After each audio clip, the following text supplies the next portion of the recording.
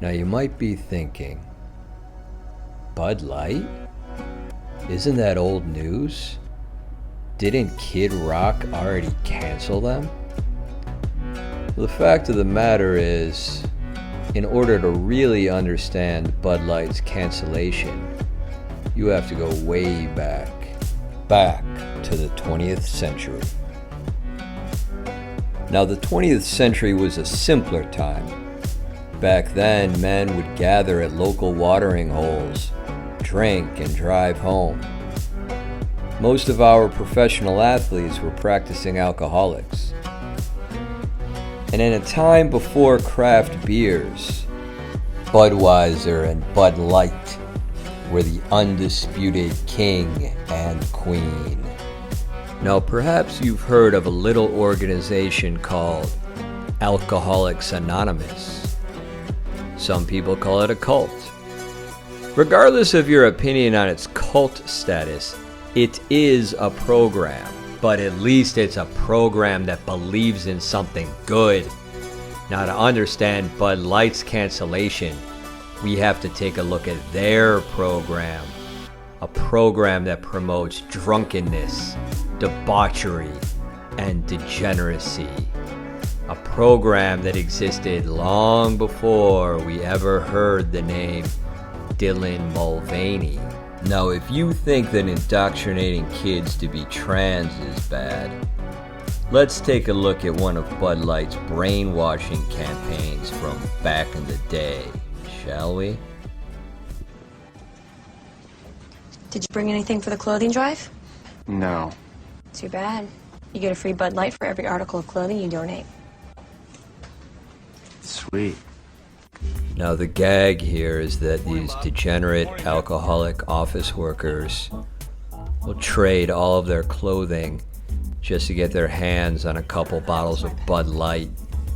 They could just go to the store and get a six-pack for about $4.59, but instead they'd rather touch their penises and then touch another man's hand and bend over and run around naked. Here, let me get onto the crowded elevator.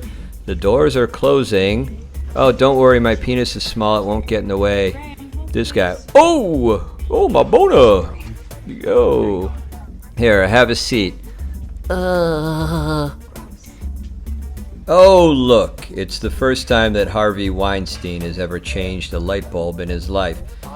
Hey everyone, I've gathered all of you here to sexually harass you and drink. Get over here, sugar tits. I know, it's just an advertisement. We're about to see the real-life consequences of that advertisement. These gentlemen received a call about a man with no pants. I just want to work in an office under fluorescent lights, wear no pants on a Wednesday afternoon. Ladies, you made the call. What's going on here? I don't know. He just keeps saying he wants to trade his pants for a Bud Light. He said there's something about a clothing drive. We don't know what he's on about. This is bullshit. Can't a guy just have a fun time and not wear pants? You sons of bitches. Now these guys here, they think it's pretty funny, but, they have to enforce the law. You sons of bitches. Listen, pal, if you were a hot chick, we'd give you a warning, but we gotta take you to jail. You son of a bitch. Alright, come on, Pops, you're coming with us. Sad follow-up to this story. This elderly gentleman died in prison shortly after this video was shot. So the next brainwashing campaign we have from the disgusting and despicable Bud Light features these cavemen, and they've invented a wheel, and they're trying to go to a party. And this guy's like, here's my wheel, let's go, let's get drunk, we're gonna get hammered, go to the party, then we'll drive home. So obviously they're promoting drunk driving, which is just terrible. What a disgrace. So I think that we can all agree that the promotion of drunk driving, or even promoting walking around with that heavy wheel, is a lot worse than some dude in a dress. Alright, we've moved to modern times now. Okay, now this guy, he's pulled over to the side of the road. He thinks he's in some sort of a vehicle. He was really confused by the caveman commercial, and the wheel really threw him for a loop. You could see he's looking pretty guilty. He's like, there's a beer can there. She sees it. She knows that I've been driving drunk, despite the fact that he's been on foot this entire time. But he doesn't know it. He thinks he was in a car.